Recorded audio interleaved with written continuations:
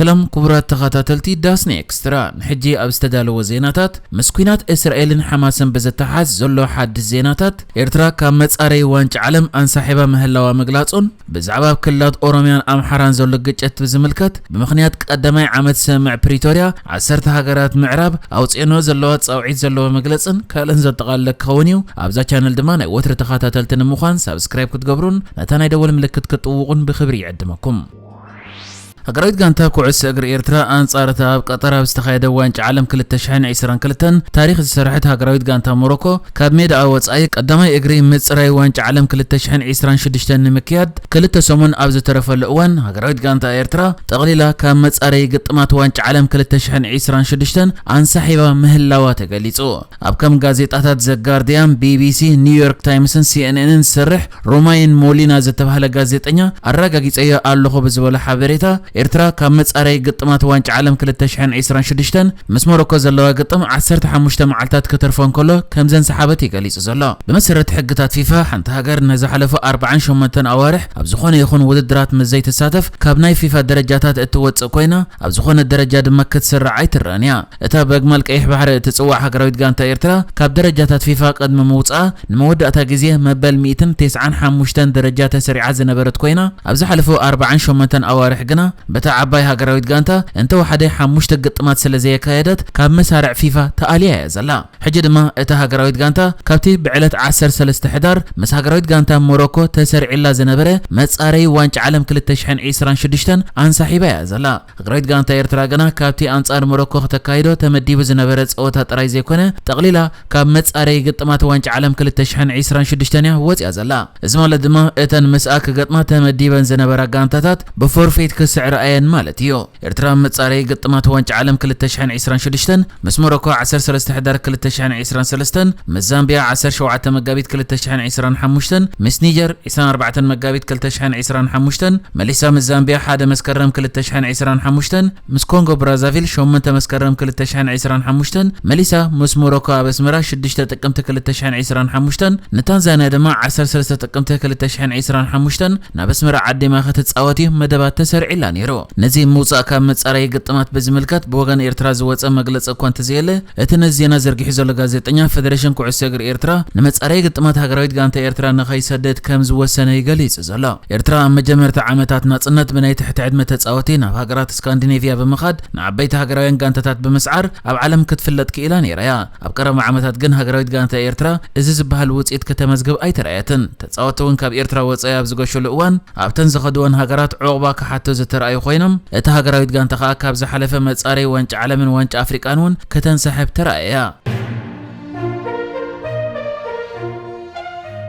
عباي بريطانيا كندا أستراليا كالوت هاجراتن أب كلات أمحران أوروميان زلق جتات بزملكت زلون سكفتها غلص أنكلوا دو كبل دمات أوعيت أغريبا أب تقرأي نكلت عمتات زغصلة دموكينات زبق سمع بريتوريا قدامي عمتو أب زخبرو لزلقوان مجلسي هيبان زلوا 10 هاجرات أب كلتي كلات مالت أب أمحران أوروميان زلق جتات أسكا في مخوانين قليسان إتان هاجرات أب زوصوا حبراو مجلسي بمسرت قدم حدا عمتها منغو فدرال منقستن حوحاتن ستبصح سمع اتي دم فساس دو مبالون نبور نابرا ناي تግራይ مملاسون وصيت سمع بريتوريان كنقدان كلوا انت خونه اتن هاجرات مغلصين ابتن زعبيا كلات ኢትዮጵያ ዝኮናን ክልተ ሲሶ ህዝብ ተሃገር ዝነብረለንን ክላት አምሐራን ኦሮሚያን ዝካየድ ዘሎ ግጭት ኣብ ዘሰክፍ ኩነታት ከም ዘሎ ኢና መልኪተን ብሸነ ዝፍለጥ ሰራዊት ሓርነት ኦሮሞ ምስ ሓይልታት ፌደራል ኣብ ክልል ኦሮሞ ዝካየድ ዘሎ ኮይኑ ኣብ ክልል አምሐራ ድማ መስቴፋኖ ተባሂሉ ዝፍለጥ ዕጦ ጉጅለ አምሐራ መንግስቲ ፌደራል ኣውግ ተጸሚዱ ይዘሎ ኣብ ዝሓለፈ ዓመታት ኣብ ዝተፈላልየ ከባቢታት ብዝተፈጸመ ግጭታትን መጥቃዕታትን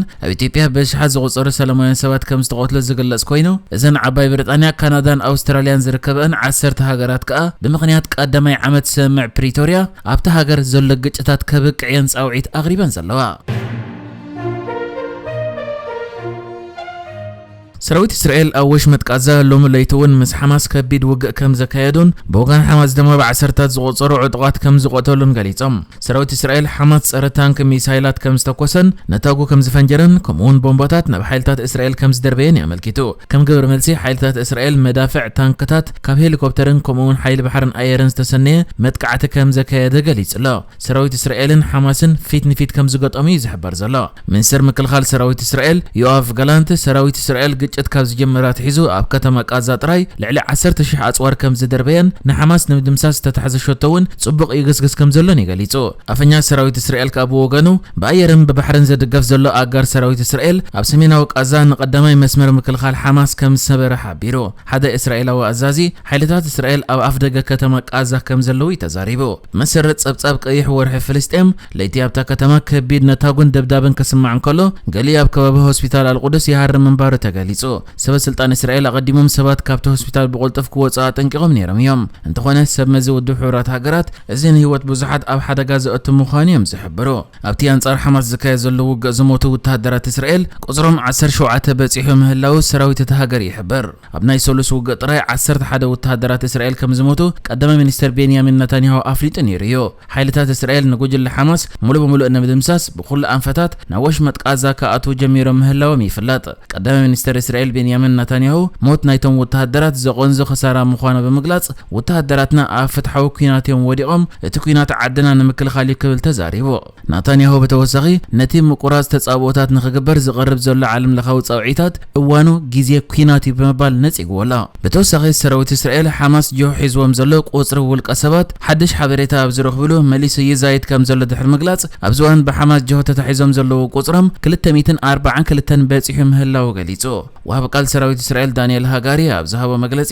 ነዞም ቁጽሮም 242 በጺሑ ዘሎ ጆ ሓማስ ኣብ ትሕቲ መሬት ቃዛ ኣብ ዝሰርሑ ጋሌርያታት ሓቢእዎም ከም ዘሎ ክገልጽ እንከሎ ሓማስ ብወገኑ በቲ እስራኤል እትገብሮ ዘላ ደብዳባት 7 ካብቶም ጆ ሒዝዎም ዝጸንሐ ኣብቲ ኣብ ጀቨልያ ማዕስከር ስደተኛታት ዝተገብረ መጥቃዕቲ ከም ዝሞቱ ይገሊጹ። ውግእ ሓማስን እስራኤልን ድሕሪ ምጅመሩ ኣብ ዝተፈላለየ ሃገራት ገለ ንፍልስጤም ዝድግፍ ሰላማዊ ሰልፍታት ክግበር ዝተረኣየ ኮይኑ ኣብቲ ሰላማዊ ሰልፍታት ድማ ባንዴራ ሓማስ ክንብልበል ብምርኣዩ ኣብ ምዕራባዊ ዓለም ብዙሓት ሰበስልጣን ሃገራት ነቲ ጉዳይ ብትርክ ክነቕፍዎን ከለዉ ጀርመን ድማ ሕጂ ውሳነ ወሲዳት ኣላ። ጀርመን ኣብቲ ሕጂ ወሲዳቶ ዘላ ውሳነ ዝኾነ ይኹን ምስ ሓማስ ምትእስሳር ዘለዎ ንጥፈታት ኣብ ሃገራ ከይካየደ እገዳ ገይራ ዘላ። ሚኒስትር ውሽጣዊ ጉዳያት ጀርመን ናንሲ ፌይዘር ኣብ ዝሃበቶ መግለጺ ሎሚ እቲ ንሃገር እስራኤል ንምጥፋዕ ዕላማ ዘለዎ ግብረ ሽበራዊ ትካል ዝኾነ ይኹን ንጥፈታቱ ኣብዚ ሃገር ሙሉእ ብምሉእ ኣጊደዮ ኣለኹ ኢላ። መሰረት እታ ሚኒስተር ሂባቶ ዘላ ሓበሬታ ድማ ብስም ሓማስ ኣኼባታት መክያድ ወይ ፕሮፓጋንዳ ምዝርጋሕ